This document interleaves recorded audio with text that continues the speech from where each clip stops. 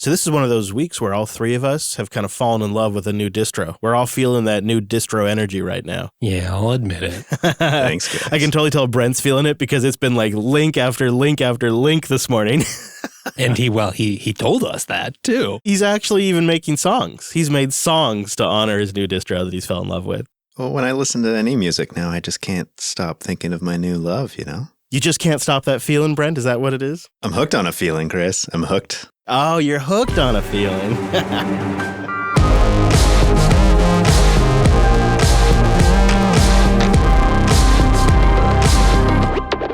Hello, friends, and welcome back to your weekly Linux talk show. My name is Chris. My name is Wes. And my name is Brent. Hello, guys. Thanks for joining me on what is going to be an adventure, a discovery, if you will, an emotional journey into a new distro. Okay, maybe not quite.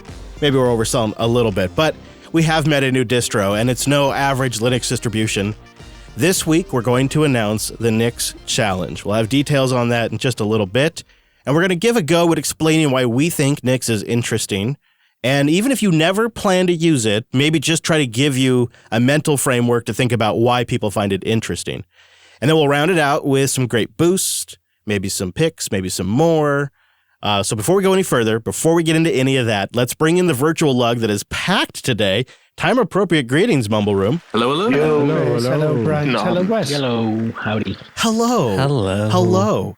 Hello. Thank you in there, everybody, for joining us. Can you feel it in the air? It's fresh distro season. GNOME 42 is officially out. Like, new things are happening. It's like springtime. Everybody's planting their open source gardens right now. I guess I'm in a good mood, I guess. Yeah, I mean, well, you should be. It's been one of those weeks where behind the scenes, we've just been really nerding out super hard.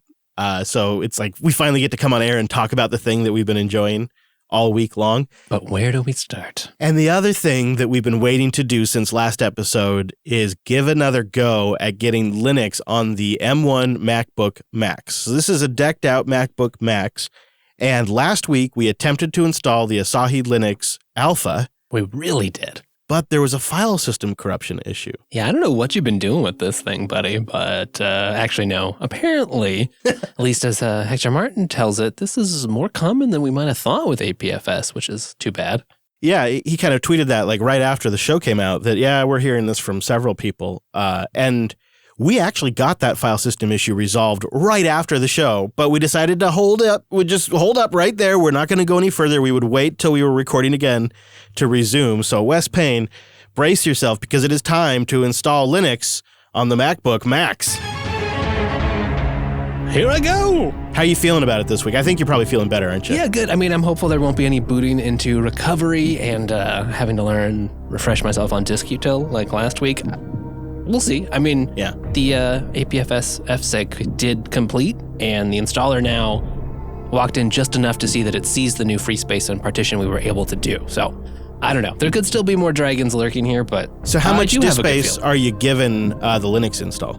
What have you decided to allocate to it? Do you recall? Because I think we have about 1.5 terabytes free on the internal disk on that thing. Which, there's no upgrade in that storage. Yeah, we have 1.9 terabytes. I gave it 80 gigs. Oh, okay. I was just being... a test install. I wasn't sure. Yeah, no, that's fine. We can always massage, too. All right. So we've been looking at our different options. We think we're going to go with, maybe the minimum? Or are you going to try to go all the way up to the desktop? You're going to go for desktop? I think you probably should. We should probably go for desktop, right? Yeah, I mean, I was thinking minimum because that's how I think I'm going to be using this is like a headless setup. But you might still want the desktop for troubleshooting or, you know. I think we should go desktop. All right. Okay, Wes Payne, we'll check back in with you momentarily. So he'll have that going during the show. We'll check back in to see if we manage to get Asahi Linux on that sucker. And, it's funny because back in the day, you might go buy yourself a big ThinkPad or Dell or maybe even a System 76, and your goal would be to dual boot Windows and Linux on there for those few things you still needed Windows for. And now here we are in 2022, and the situation is sort of flipped. It's now you can dual boot macOS and Linux, which I could see that working for a lot of people. And then you also can you can at least have the option of Apple's hardware. Although I'm not convinced yet. It's still the value's there for Linux users, but we'll see.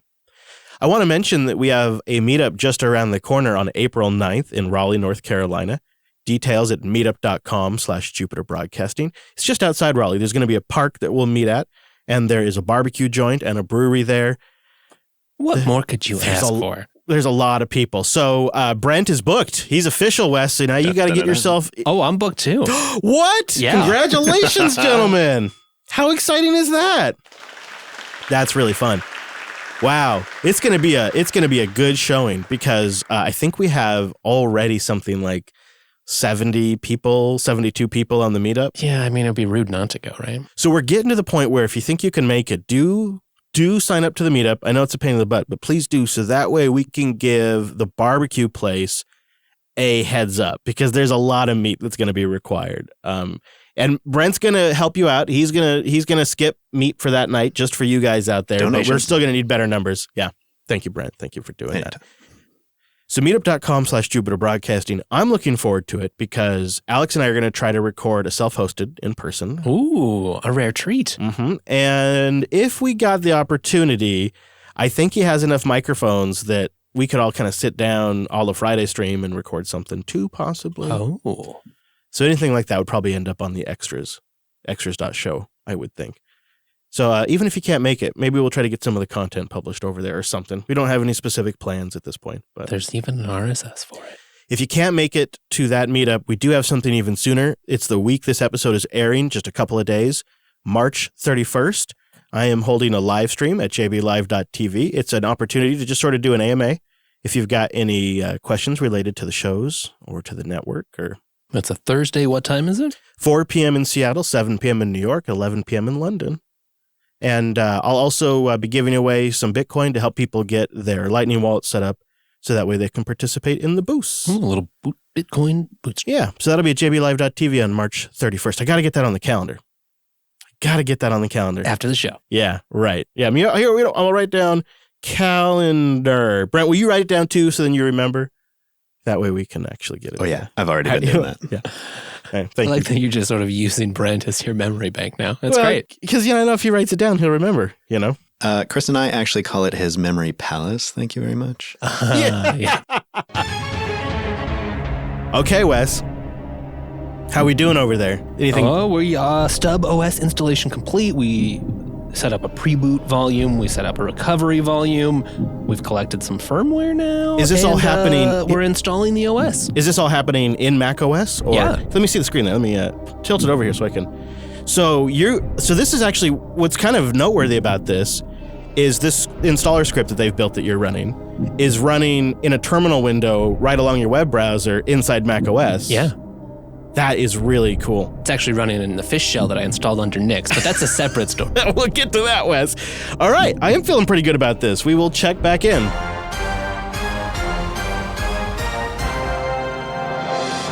So this week, we want to announce a Nix challenge that we're going to run for the month of April. Now, this is not a big deal. It's going to be a low-key thing. We may end up being I would imagine, a topic of conversation at the meetup. But here's what we're thinking is you could join at any point in the month of April. We're going to have this challenge running for the whole month. And I hope that the goals are totally achievable for anybody that's got a few hours over that month period they can invest into this. So the goal, one of the top goals, this is particularly personal for me, is I need to study the Nix expression language so I understand what I'm getting into. And we're going to explain more of this, so don't worry. We're gonna set some of this up for you. You got to set up at least one Nix system. Doesn't have to be anything super complicated.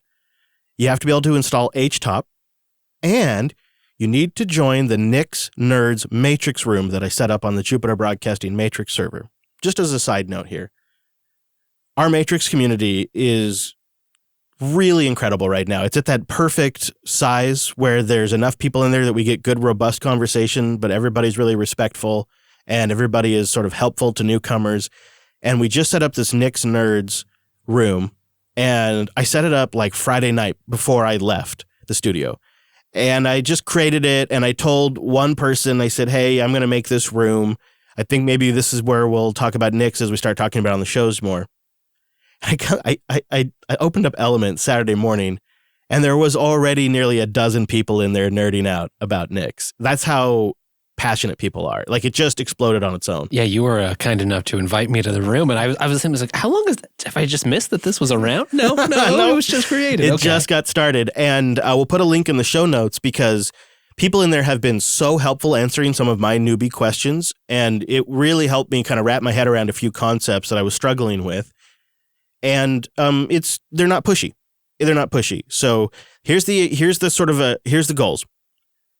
Learn a little bit about the Nix language, set up at least one system, install HTOP, join the Nix Nerds Matrix room, and then post a screenshot in that channel of your Nix system. And if you want meaningless points that won't count towards anything, post a screenshot of like a full Plasma or GNOME or i3 or whatever floats your boat desktop. I would also say maybe try setting up a server, spin up a Linode or something and do something you would have tried in Docker or in a normal, on your CentOS or Ubuntu box and see if you can get that running with Nix. Yeah, it was so much fun. And each one of us had a little kind of journey of, okay, I'll give this a go. We'll take a look at this. And then as we started looking into it, we really kind of just started getting super excited. So I kind of want to cover why we're interested in it and why we're suggesting that we all do an Arch-style Nix challenge, from the old days, like bringing that forward now to Nix. Because in a lot of ways, Nix feels like an OS that I may make my future primary distro for a lot of stuff. Like, I feel like a big shift is happening here. And I thought I'd kind of get into why a little bit. So I think it's a fun challenge. Join us for that. And here's the sort of overview of what we are loving about Nix.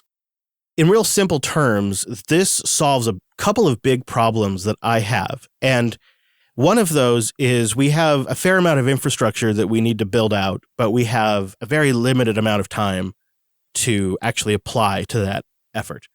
And then additionally, we'll deploy stuff and it will remain in production for a year to even, in the cases of like JBot, a decade. I don't know. 12 years. I don't know how long. Is it still running? Kinda. Yeah. And you come back to these projects literally sometimes 5, 6, 7 years later, and there isn't appropriate documentation. It's really not clear what we were attempting to do here. Don't really understand why it's set up this way. And I just got to use that. I got to accept that technical debt because I don't have time to solve that, and I got to move forward. And then you end up building up a bunch of technical debt over time. So Nix is a package manager, and NixOS is a real bare Linux system that's built using the Nix package system. It solves that problem because it documents everything via its configuration file. Everything that you put in there, you can read it and you understand how the system is set up, and then it will build that exact system. So if a system goes out, you reload from that config file and it reproduces the exact system as you had it. And that is really compelling when you think about, we could create a JB base Nix config that had a certain set of users, SSH configuration, base packages that we use, maybe Tailscales installed by default, all these kinds of base setups that we could then deploy on our cloud servers and our local infrastructure. And it would always be a very common setup. And you can accomplish a lot of this through things like Puppet or Chef or Ansible. There's a lot of Kubernetes, really. There's a lot of ways to solve this problem. But Nix is solving it at the system level, right? It's solving it deep at the base config. And when you use it with NixOS, you can actually build the whole system with this. But you can also install the Nix package manager on a lot of distributions and even macOS and I think maybe Windows. Don't know. But I tried it on CentOS Stream 9 and it was great. Oh, nice. It was a real nice combo. Okay, so I've kind of given why I find it super compelling. I wonder, Wes, if you could give kind of an overview of what maybe I've missed or what you find compelling about Nix. There's a lot to go into here, so I'm sure we'll figure out the best ways to talk about it as we go on. But there's Nix, the sort of lazy functional language that you use to describe the system and packages. And then there's like Nix, there's a whole bunch of Nix tooling. And it's a build system that lets you declaratively build packages in a reproducible fashion in a way that really understands the graph structure of how dependencies all relate to each other in a more sophisticated way than we're kind of used to from some of the traditional Linux packaging. Yeah, my understanding too, like in there is when it's building software, it'll actually build it in a sandbox and really has a genuine map of all of the dependencies. And that is in part what makes it reproducible.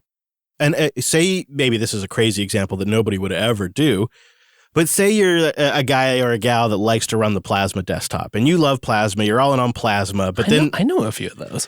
And you're talking about it all the time, you talk about how great it is, and then like the new GNOME 42 comes out, and you're like, that looks great. I'd love to try that, but I don't want to have both Plasma and GNOME installed at the same time. I don't want to have multiple terminal emulators and file managers and libraries. What a mess, right? I don't want that. Yeah. And I mean, in theory, you can strip those things. Oh, but sure. You kind of got to figure out all the things that it actually installed. And I never do. I just always... It hangs around, yeah. I just always install the other And desktop. then whenever you're doing your autocomplete, you get the wrong terminal. It doesn't match the desktop. Or like you go through, when you're browsing through the menu, it's like, I've got so many entries in there now.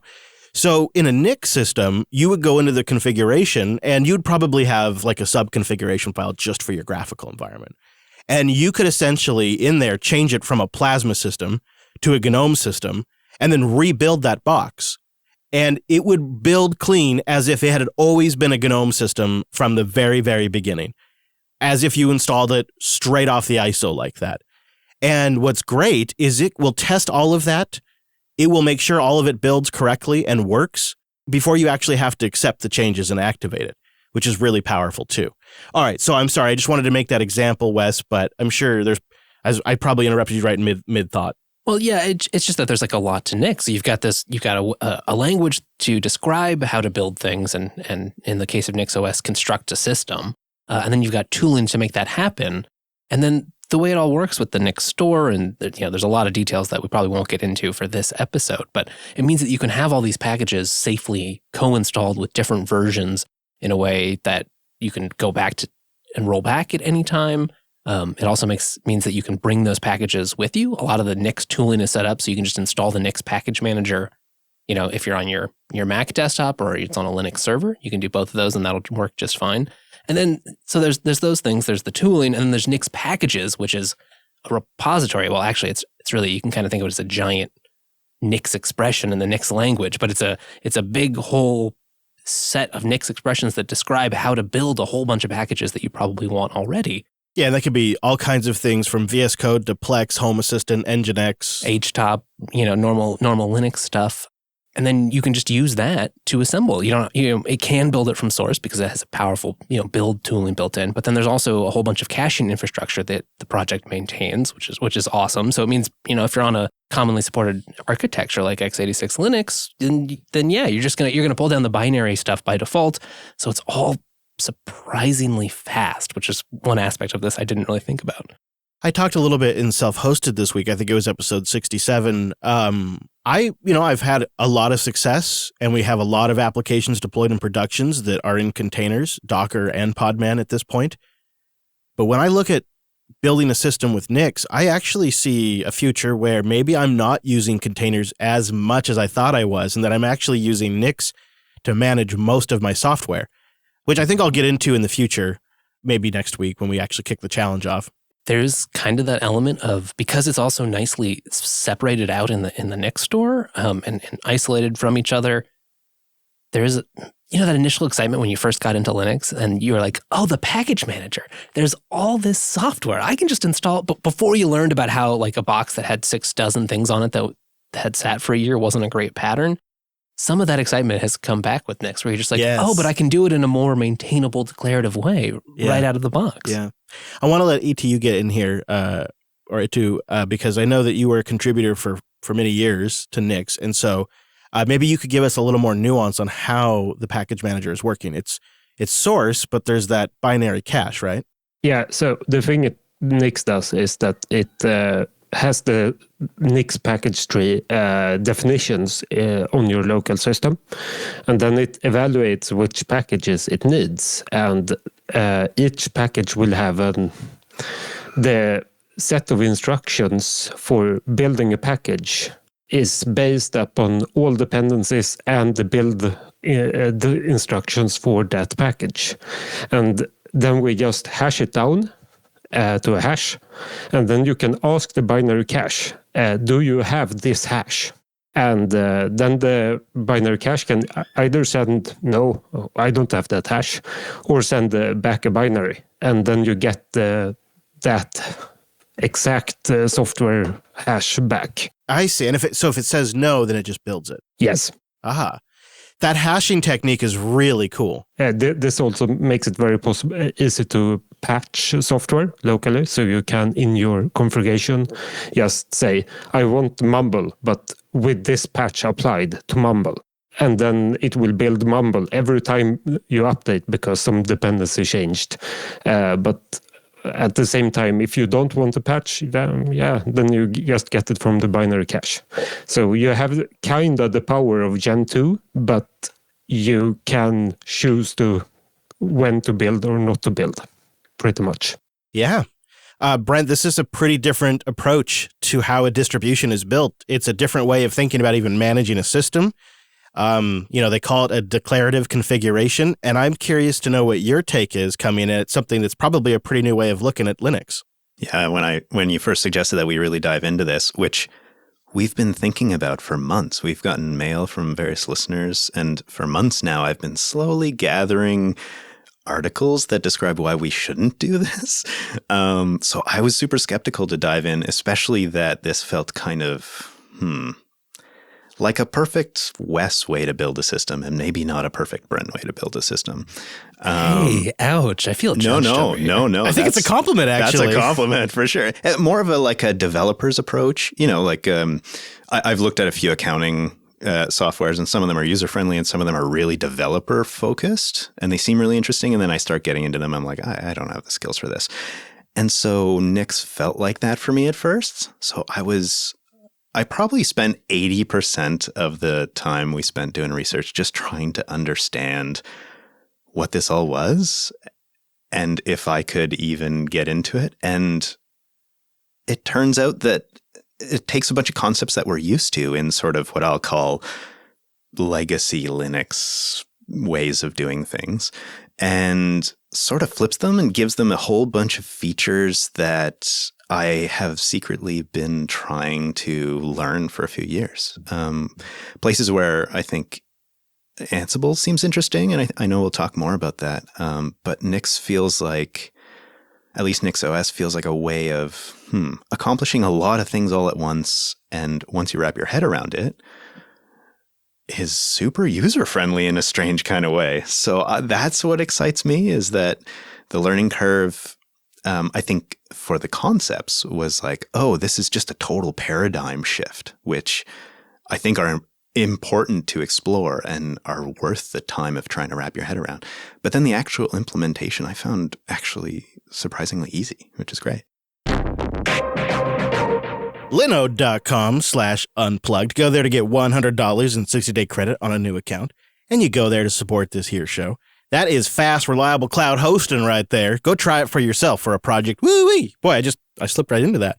I apologize. I just get excited about Linode, and then I get into like a cowboy mode. Yeah, it's natural. Did you know I got a CentOS box going on Linode that has Nix installed on it? Nice. And they actually have a guide if you want to do NixOS on Linode. It's a great example of why I love Linode. They just let you go all the way if you want. Also, I happen to notice that the Linode CLI, that's packaged in Nix. So even better. That is so great.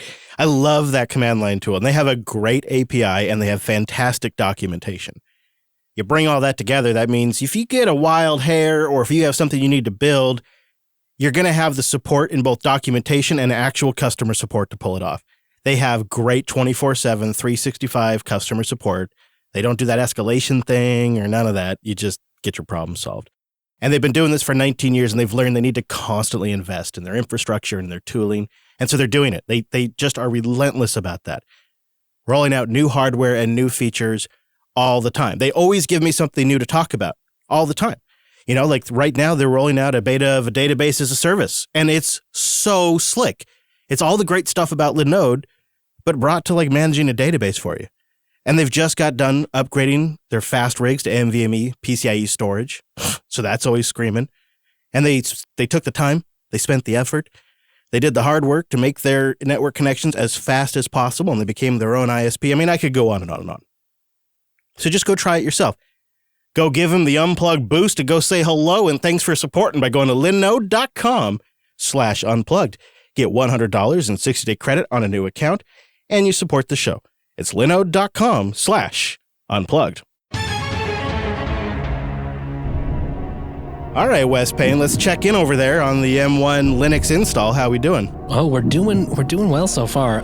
I've proceeded through a prompt where I was quite carefully warned to read carefully lest I leave the system in an unbootable state. So you just skipped right past that. Yep, skip right past that. I've now shut the system down as instructed, and I think we're getting ready to reboot into Asahi. Yeah, things have been extracted and installed, and so it's off right now. Yep. And you're gonna power it up. Yeah, we had to wait 15 seconds for the system to fully shut down. It's important that the system be fully powered off before this step. So does that imply that when you turn a Mac off, it's actually still on for 15 seconds? Kind of does, yeah, doesn't it? Huh. Well, that's an interesting little discovery. All right, well, let's turn it on. Let's see here. Do you have to hold down a button? I do, yeah. Press and hold the power button. All right.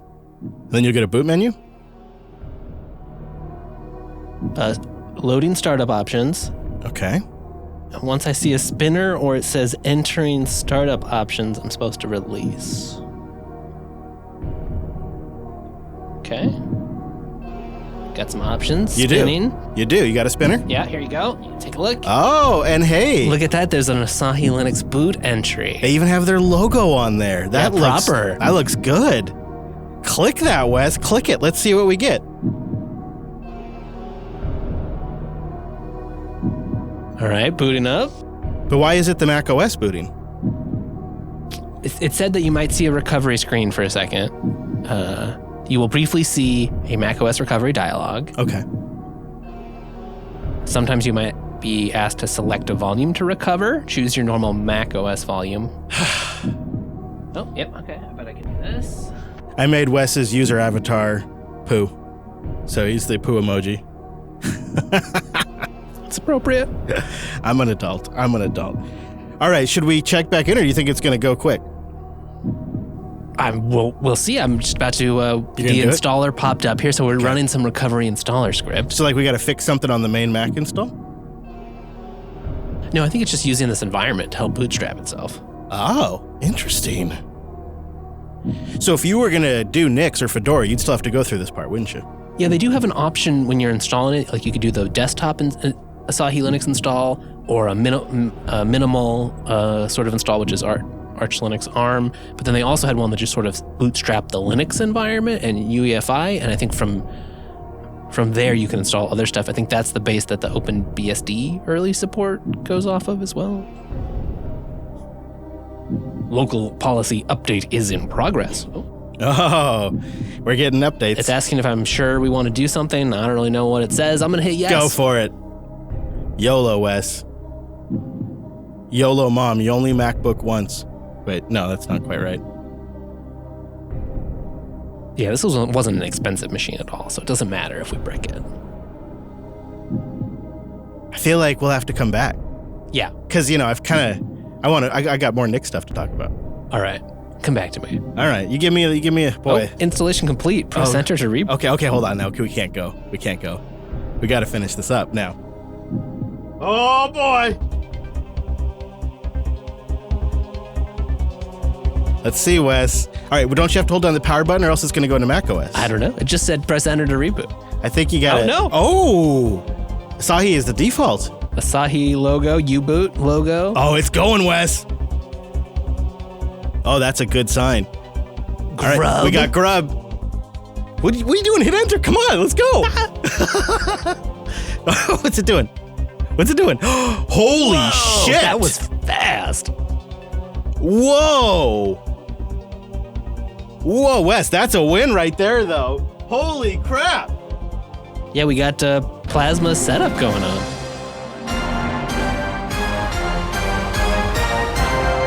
Holy crap. So here's what happened in studio. Is I was like, come on, Wes, hit enter on the grub. And Wes hit enter, and then the next thing that flashed on the screen was the plasma desktop. It was that fast. It was remarkable. That was really great. So that's fun. So now we have a plasma desktop going on the M1 Max. We're going to give that a go. Ha-ha! Look at that, Wes! Nicely done! Now, gentlemen, I know we've been playing with this for a few days now, but I want you to go into details. Chris, what did you do that got you so excited? I know we all took different routes. Tell me about yours. Mine started when I was thinking about my home setup. I talked about this recently on the show. I'm thinking about redoing everything. And I was thinking about these problems I want to solve, about trying to understand how I put a system together after I look at it a year later, trying to make it really simple to recover during an outage because I don't necessarily just have a few days set aside to fix something, and trying to solve for these problems. Essentially, it all started for me when Home Assistant decided they needed to upgrade their Python version and were dropping support for my Z-Wave integration, and I realized I had to redo my whole setup! Python version upgrade. Oh. It's such a reasonable thing. I totally understand it from a project standpoint, but it causes me such a huge amount of work that I just decided, well, I'm going to use this as an opportunity to just rebuild my entire home network. And now my thinking is, depending on the status of Asahi Linux, I think instead of using a couple of Raspberry Pis as my home servers, I'm considering doing Asahi Linux on an M1 Mac Mini. Oh, consolidating down from the Pis onto one beefy M1 system. Okay. Running Nix. Oh. Yeah. So that's the connection here. Yeah, and I think I would run a lot of this stuff natively in Nix and not in containers. I'm not totally sure about Home Assistant yet, but I have to test it. So my journey was just that, Brent. I started essentially building a parallel version of my home server in a Nix VM. Jupes Network 2.0. Yeah, and just to see like what are the pros and cons of doing this. And that's when I realized like, oh, geez, this is a game changer in how I'm going to manage my systems. And I don't really see me using anything else because you really just have to figure out that Nix language and how to structure that. And then once you have that problem solved, you can just read the config as documentation. It self-documents. It's so simple to deploy. And I can run it on an M1, I can run it on an x86 box, I can run it on a Raspberry Pi, like it's flexible. And it's very simple. You know, sort of one of the things that appeals to me about an Arch system is that it's a bare system that I build up, as opposed to maybe a more traditional distro that you kind of pare down, perhaps Secure with AppArmor or SE Linux, and you kind of pare it down. Much like Arch, NixOS is very bare, and you build up. And while initially that often comes with some additional setup overhead as you're getting going and more things that need to be tweaked initially, it has sort of been a universal truth that the simpler the system, the longer it is maintainable, the simpler it is to update, the less problems it tends to have, et cetera, et cetera. And so I find that to be really super compelling as well. And it solves all these problems because I was thinking like, do I go Proxmox and set up like a NUC and maybe I just do everything as VM? Like it just, all of that goes away. It all melts away when I look at the way Nix solves it for me. Ed too has some advice there. Maybe Home Assistant stays in Docker, but it's interesting that you have the option. Yeah, so it sounds like that's sort of not like a great experience. I saw somewhere on the website, I think it's like 70% supported or something like that. At least they give you a number. Yeah. But Wes, I wondered, I think you were playing with a few containers and such, so I wondered if you had some insights in this, or at least tell me what avenue you went down. Yeah, well, okay, so to start, one thing that you pointed out in the excellent NixOS manual was to mention that because, it's really easy to get Nix bootstrapped, Nix, the package manager, bootstrapped on systems, you can kind of install it in interesting ways. And from the Arch side of things, I've always loved that you can like bootstrap Arch systems from existing Linux, and you can do the same thing with Nix, and it's so much simpler. I was really impressed by that. So I spun up a Alma Linux box, and that was working fine, got it up to date, and you just install Nix like the normal way, and you run a couple of commands. There's a command to generate the new like NixOS system Nix expression config, and then it can generate a new, like all the new boot stuff for you. And you move your old boot out of the way and you reboot. And then it's smart enough to go figure out like all the stuff under your old root. It'll just move out of the way, set up the new Nix environment for you, boot into it. And then you can preload it with SSH keys and even like a hash of your what you want the password to be. So it was kind of just like, run a couple of commands, edit the config a little bit to configure the system I wanted it to be, reboot, and then I was able to just SSH with my SSH key like into the new system. Oh yeah, and it was an Xbox. That's so rad. Doesn't that feel kind of magical? And then you can actually roll back to the old system if you want, or you just RF /old root, and it's gone. That's fun. You've assimilated that machine. That's what you've done. Whenever you go into one of these alternative systems, I think some of the docs even say like random stuff you download or binaries, like they're probably not going to work on Nix just because of how different like the NixOS and the Nix store setup is from traditional Linux systems. So you have to wonder like, okay, well, am I going to have all the apps that I need? What kind of escape hatches do I have? And so I wanted to explore a little bit like, well, what would it look like? We run a lot of our stuff in kind of simple container setups right now. What does that look like on NixOS? So I got traffic installed, but just in Nix. In NixOS set up in the config, you just kind of say services, traffic enabled equals true, and you can set everything up with Let's Encrypt. Just you specify the traffic config in your Nix right there, which was really neat. And then I tried a tool I'd seen mentioned in some of the community called Arian, which is it's sort of like a Nix wrapper on top of Docker Compose. And so you use the Nix language and you can specify, and then it's a separate tool. You can integrate it directly into Nix if you want, or it can kind of run on its own. And then that used the built-in NixOS support for running containers either with Podman or Docker. Or I'm sure there's other runtimes too. Those are the two I played with. Right.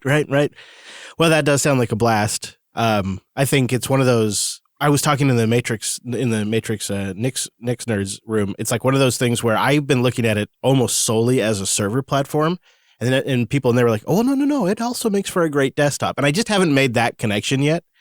But I could kind of see it here in like a studio environment where we want really predictable, solid Linux workstations. I could kind of see it, Wes. So depending on the way that this challenge goes in the month of April, we may end up deciding to actually use NixOS on our studio recording systems, I think. I think that's going to be the determining factor out there.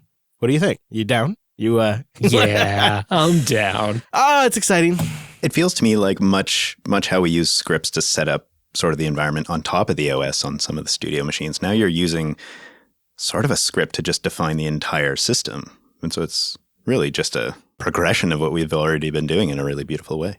When I started looking at this too, I was very much in the headspace of Nix versus Ansible, right? Because we were trying to solve multiple problems, and we were starting to think, well, maybe the way to do all of this would just be to manage our infrastructure with Ansible. And then I started looking at Nix, and I thought, oh, well, no, screw Ansible. We're going to do everything with Nix, and it's just Nix for everything.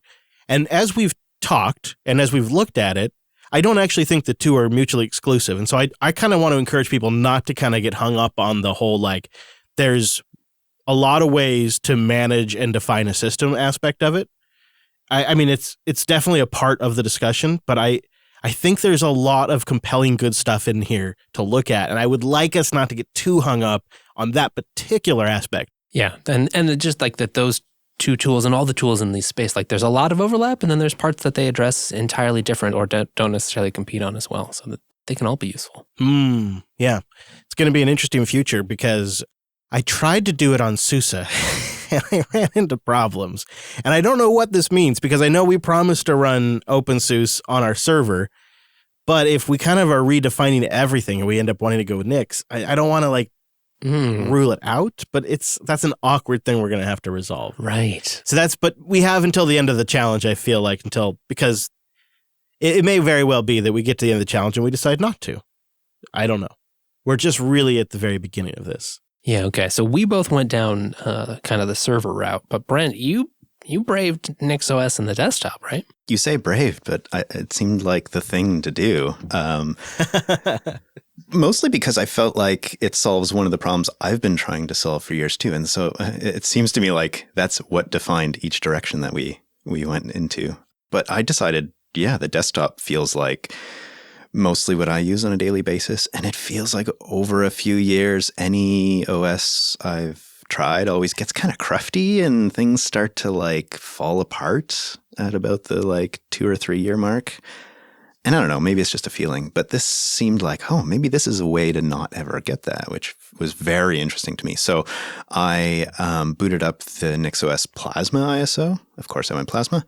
And I thought, okay, well, one of our challenge objectives, one of our goals that we're putting out there is to install the desktop. And I'm surprised neither of you went that direction, but I sure did. And It was fascinating because it forced me to change the way I see a desktop system. So for instance, installing was almost exactly how Wes described. I used the seemingly wonderful NixOS generate config to just kind of grab the current system and make a configuration template out of that, which I thought was really magical and made it so easy to just dive in.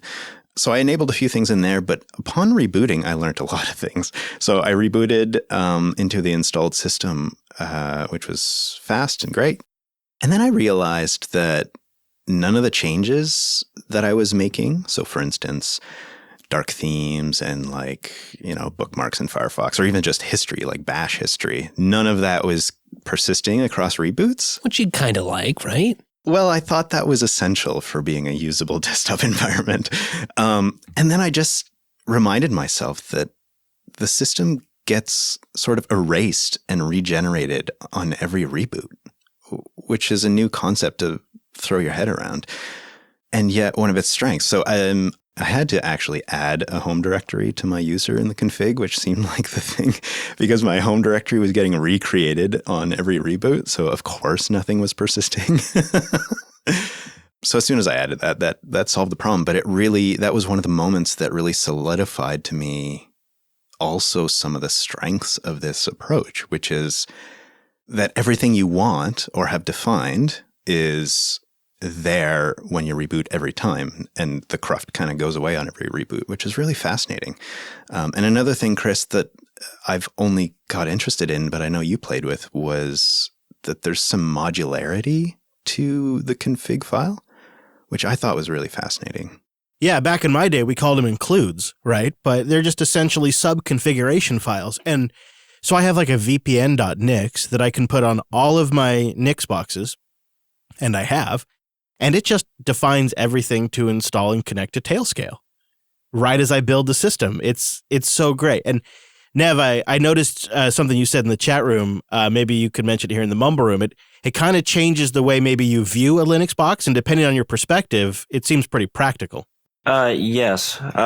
As like the home labber over like the last 12, 13, 14 years, I've ultimately learned that every Linux distribution that I've ever installed on a client system, I've always just learned to treat that as disposable. Right. I was just saying to Wes before the show, too, it's a difference between a toy and a tool. And NixOS feels very much like a tool. And if you take what Linux is really great at and you turn it up to 11, I think it really exemplifies a lot of that. And I think it would make for a really good rock-solid workstation for somebody like Brent. I think, Brent, I think once you wrapped your head around it, you'd have something that's super reliable for you and probably safe and secure, too. If something gets weird, you just reboot. That's nice. Well, and the rollback features, too, seem really great because you can try something new for a little bit and then roll back to them. So it integrates, I think, some modern technologies that I've been craving. So you might have tempted me, Chris. No, I do think it means, you're kind of committing to staying at least a little bit engaged with the Nix language and understanding how Nix works a little bit if you're going to base all your systems around it. Yeah. So that's one thing to that's similar with other climb. Configuration management systems where you got to learn the language of the system that you're using. But if you're willing to do that, and that's where I'm kind of fascinated about this challenge to see, because for me, I'm a software developer by day, so I'm kind of used to reading new programming languages, but I'm curious to see, and this is a, sort of ML inspired, functional, pure, lazy. It's probably different than languages you guys have seen before. So I'm going to be fascinated to see how you guys get on with it. I will totally admit up front, full disclosure here, this aspect of Nix is probably why I have put this off for as long as I have. Because the audience has been asking us to talk about Nix years. Since 2004. But, the truth of the matter is I just felt like, is it worth learning something so specific and unique? But what I have realized is, and this is, I'm sure a lot of you out there can relate to this because you've probably experienced this. You maybe are aware of something and then you begin to look into it and you begin to learn more about it and you discover it is an entire world unto itself that has a ginormous community with passionate contributors. And you just kind of sometimes you just stumble across these kinds of things every now and then. You're like, oh, there's something wonderful here. That's Nix. And you realize this is worth investing in because this community and the available packages and everything is so rich. It's the payoff is obvious once you understand the depth of it. So that is a transition for me because I didn't really want to have to I didn't want to have to go to school to figure out how to install my software. But now that I realize it's going to help me solve these problems that I've been recently I've had a mind shift change. And you guys have probably noticed a lot that we've talked more about Bitcoin. We've talked more about boosts. We've talked more about decentralized services like Matrix. We've been talking more about this kind of stuff because I've kind of recently, I don't know, maybe it's because I've turned 40. Maybe it's just because I've hit like the 15-year mark of doing podcasts, and that kind of feels like a point to reflect. And I've been thinking about how I want to build things for JB over the next couple of years, so that way it sort of just can run itself after a certain point, as sustainable as possible. Yeah. And so that's been a full spectrum thing, like how we distribute the shows, the back-end infrastructure, the front-end infrastructure, how we monetize the shows, all of that, right? That's all been in here. And so to come across Nix kind of during this time and seeing how it can solve some of the problems that I'm facing, that's a huge deal. And it reminds me very, very much of why I even started the Linux Action Show to begin with, is I was in IT and I was crazy excited about the problems I was solving with Linux. And I just felt this undeniable urge. I just couldn't stop myself. I had to talk about it. I'm still that way today. And that was really my motivation for starting the show. And it was the problems that it was solving for me that I felt like I needed to tell people you could solve these problems with Linux. And like it was things like Samba and NFS and Squid and Apache. And I just felt like the world 15 years ago needed to know you could solve problems. And I feel like we're arriving at another precipice where Nix is solving some serious problems, and I'm really excited about that. And value for value models and Lightning Network payments and boosts are solving some real problems, and I'm very excited about that. And I just want to pull on a conversation that I had with my co-host Mike in Coder 458. So we get into it more there, but a group that does studies of the podcast industry, Edison Research, recently published their latest version, they do one every year, of kind of a state of the podcasting industry. And last year when they did their report, if you wanted to reach 50% of all weekly podcast listeners, so if I'm talking about you, if you're a weekly podcast listener, and if you wanted to reach them as an advertiser, you targeted like the top 7 podcast networks and platforms. But 1 year later now, there has been considerable acquisitions of independent shows. And in just 12 months, now to get 50% of those weekly listeners, you only need to buy advertising on 4 podcast networks. So in 1 year, we went from 7 to 4. Spotify, iHeartRadio, NPR, SXM Media. These are the main platforms where people are consolidating to. And Edison Research ends with this quote. They say, "If indie podcasters don't find a way to organize and consolidate their buying power, some monetization options are just not going to be available for them, for you." And I think what they're saying there is there's going to be less and less advertisers, because between platforms like YouTube and the fact that you can go to Spotify and iHeartRadio and NPR and get 50% of all listeners, why would you spend 3 to 6 months just creating an ad deal with some small ones and twos and right? This is a dramatic problem. And I think recently I said I think we have 3 to 5 years. I think we probably have 2 years at best. And this is something that I've kind of thought was coming for a while. That's why we launched the membership programs. That's why we have the Unplugged core contributors. Thank you so much. And we also have the Jupiter Party.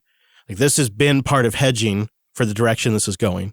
And we knew, I could tell just maybe, I don't know if it was just the economy, if it was just, I don't know, the shift from work from, something changed in the advertising business. And I could tell that we needed more runway. We needed more flexibility. I needed to be able to say no, because we get all kinds of people that want to sell scams on air. They really just all kinds of scammy stuff. And I have to be able to say no to that kind of stuff. And the membership programs have really been key to that. But it's like it can't be the only solution. So that's why we've been talking more about boosts and the podcasting 2.0 movement and value for value. And so that's why, again, I want to mention I'm having a live stream on March 31st. I'm going to give away some Bitcoin to help you load up a Lightning wallet. I like Fountain FM as an app. Cast-O-Matic is a great app, but just go to newpodcastapps.com. There's always new apps getting added there.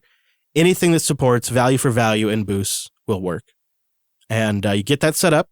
We'll have all the details on the live stream. I'll help everybody kind of get started on that, because my thinking here is that if we get some of the podcast listeners on this network and then an open source project comes online, they already have a network of listeners that are just ready and willing to support. So I'm not going to go on about this every episode. I really am not. But it is there is kind of this coming together of all of these almost kind of movements in history. And I want to just talk for a moment about it, and then this will be the episode we address it, and then we don't have to keep talking about it all the time. So I want to talk a little bit briefly about value for value, because I think it applies to free software, and I think it applies to content creation. And I think there's a lot of reasons why we should pay attention to these kinds of things. So boosts, Lightning, and value for value are not all the same thing. We talk about them all a lot together, but they are not the same thing. Value for value is a support and content model. It was pioneered by Adam Curry and John C. Dvorak about 14 years ago. And as time has gone on, it has sort of continued to prove out for various different reasons that model is likely the most sustainable model for independent content. And the idea is, very simply, as the name implies, we, Jupiter Broadcasting, all of us here, all of us on the show, we put our value into the show, our time, our talent, and our treasure. The audience gives value in return, your time, your talent, or your treasure. Your time can be maybe helping out in the JB community, like so many people do. Maybe you're like Cole or New Wes, you come up to the studio or the RV, or maybe you just take your time to introduce someone to the show, right? That is a contribution. That is value given back to the show. Your talent could maybe be helping out JB with something that's social. Maybe it's code. Maybe it's mechanical, right? It's something you're taking your unique talent and you're helping contribute value back using that talent. And of course, treasure is really straightforward, and it's often the most available to anybody who's busy, has a lot going on. You're often in a position where you don't have time to contribute your talent, your skills. You've got a lot going on. So value is the most straightforward way to contribute. And the Lightning Network is a free software peer-to-peer payment network that enables sending fractions of a penny for stupid cheap fees to send that value. Boosts are a brand new way to send messages into the show along with a contribution of value, which is sent over that peer-to-peer free software Lightning Network. And to give the boosters value back, we try to read as many of those boosts here on the show as we can, because that's kind of the content aspect, one of the content aspects of the value for value model. If you send us a boost as a thank you in return for value, we try to read that on the show. This model, if you think about what I'm talking about here, and you remove the technologies like Lightning or PayPal or whatever it might be, this is a platform agnostic model that can be applied to whatever model works for your business. So in our case, it's a combination of memberships, direct value for value, treasure contributions, and more limited sponsorships, right? It's kind of like a basket of these revenue sources. It is a model that can be resistant to content censorship because the advertisers are just part of that basket. We could, in theory, eliminate them. And because it is not necessarily dependent on a PayPal or a Stripe or a Patreon, it is a sustainable platform. So not only is it resistant to censorship, but is a sustainable platform for the next 15 years of JB. And the way we're using it with Lightning payments, the entire stack is built on free software and runs on Linux. The entire stack. For the first time ever in the history of my business, the payment stuff is now running on Linux. This is huge, right? It's completely self-hostable. And because the actual value side of it, the monetary side of it in the value for value system comes from the audience, it's as sustainable as there is an audience. It's powered by the audience.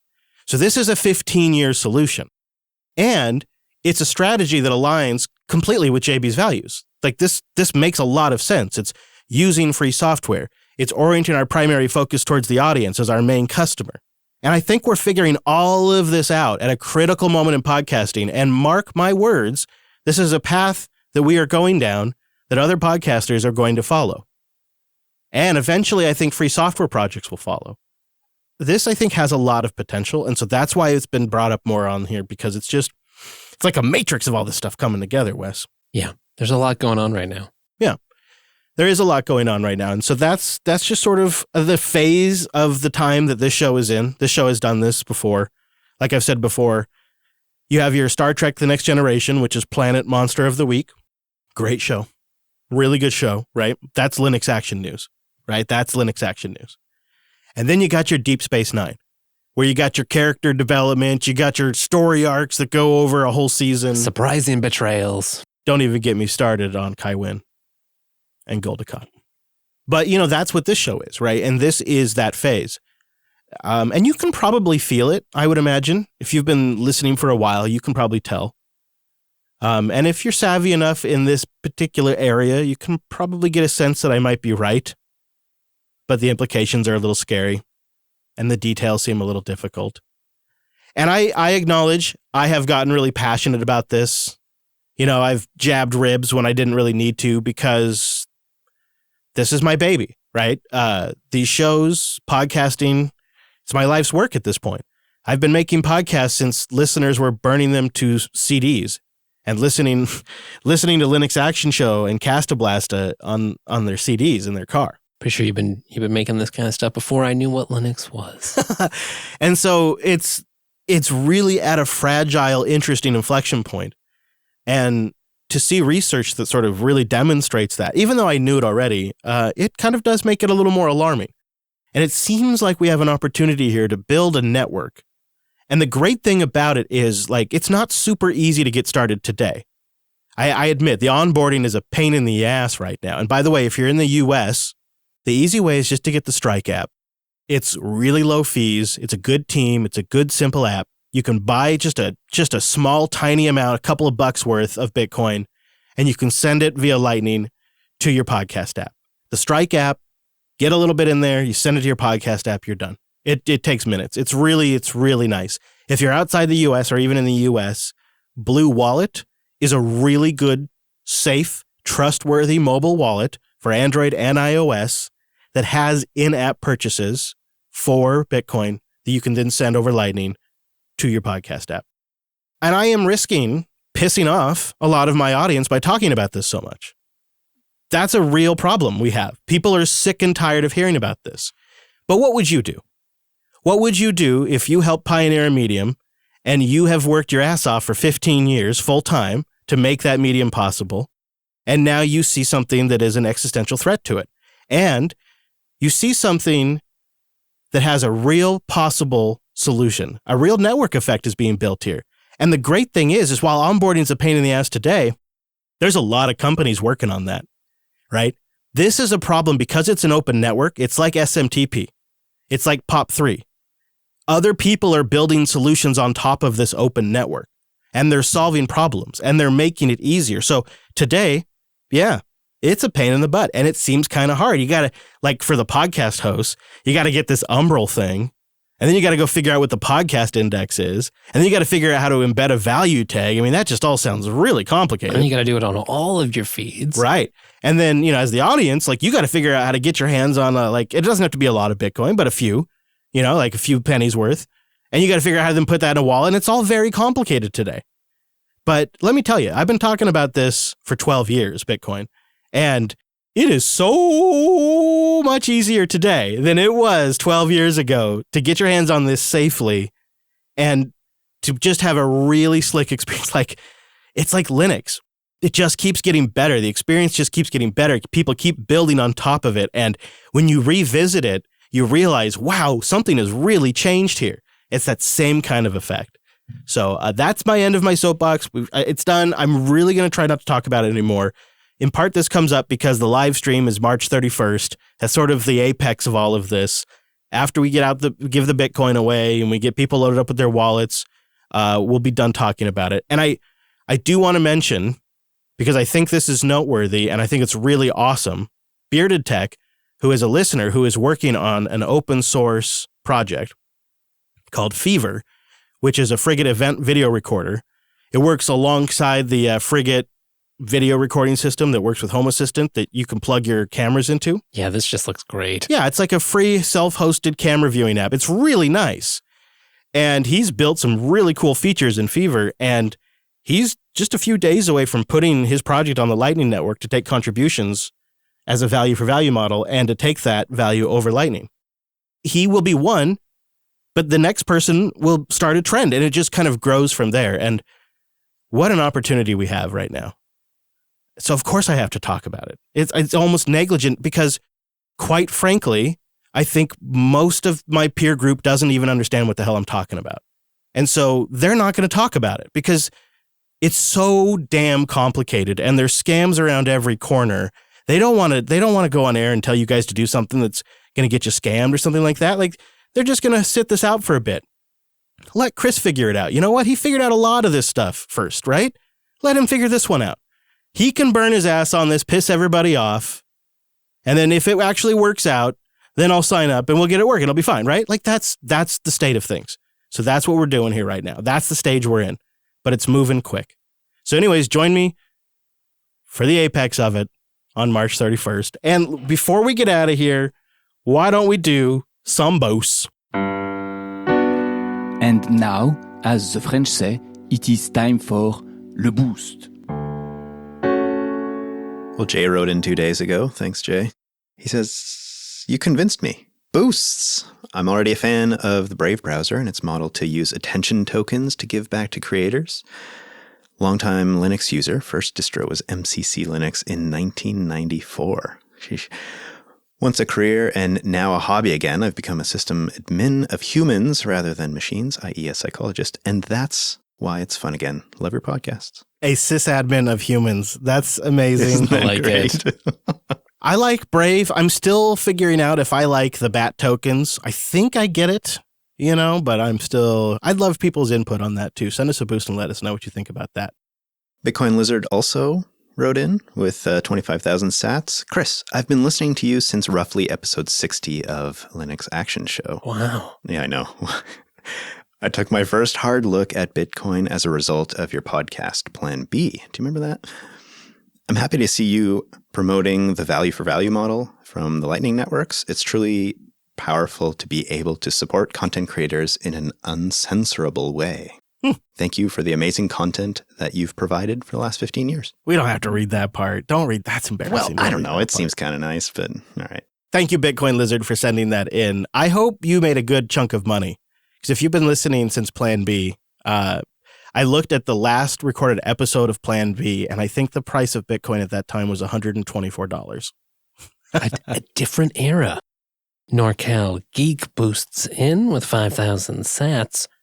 Commenting on Linux Unplugged 450, it went real bad. I enjoyed the GNOME 42 review/preview. Looking forward to getting it in Fedora 36. Yeah, us too. Keep up the great work. I appreciate your honesty. Thank you, NorCal. Miss you. It's been a while since we've been able to meet up with him. Yeah, no kidding. By the way, I saw that OpenSUSE Tumbleweed shipped 42 this week. So they technically, Nice. They got it first. We got to give them credit. Also, Clear Linux shipped it. So got to give Clear Linux some credit too. Go get that GNOME 42 however you have to get it. Remaking Eden wrote in 3 days ago with 1,000 sats, also in response to episode 450, said, I really hope that the value for value movement gathers momentum. It's the first so-called Web3 project I felt like I can get behind and will do some good. I'd hate for Spotify to gobble up something as important as podcasts.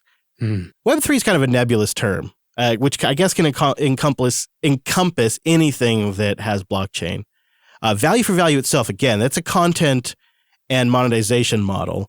Lightning is the payment network, right? And Bitcoin is the form of payment. Does that make sense? Yeah, right. And you can use those things to implement something in the value for value system. You got it. Matthew wrote in 5,000 sats 4 days ago. He says, "Hi, thanks for the show. Do you know when Fountain will support Apple CarPlay?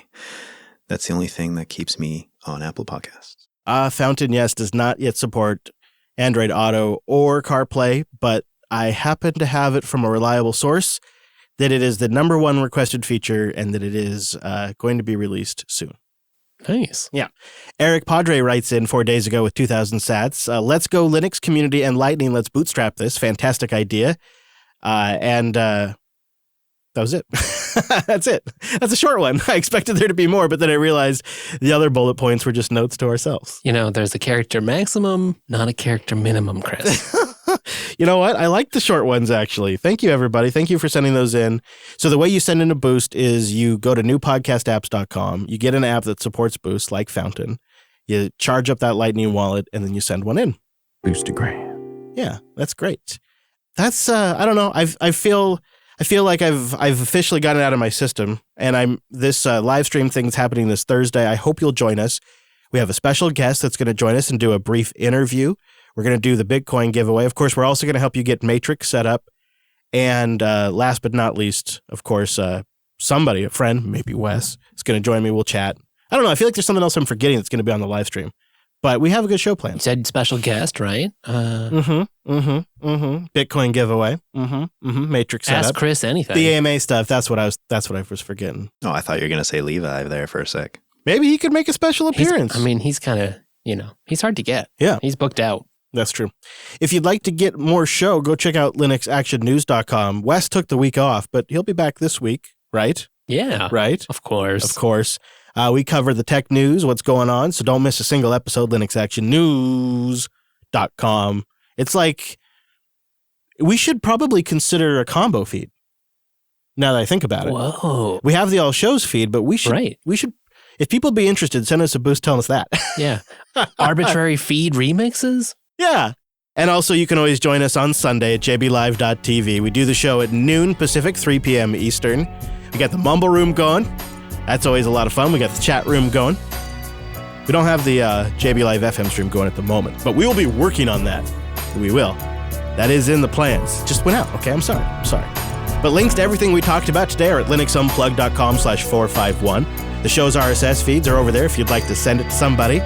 Recommend your favorite episode and send them a link. We appreciate that a whole bunch. And of course, join us on our Matrix. Details at our website. Thanks so much for joining this week's episode of the Unplugged program. See you right back here next Sunday.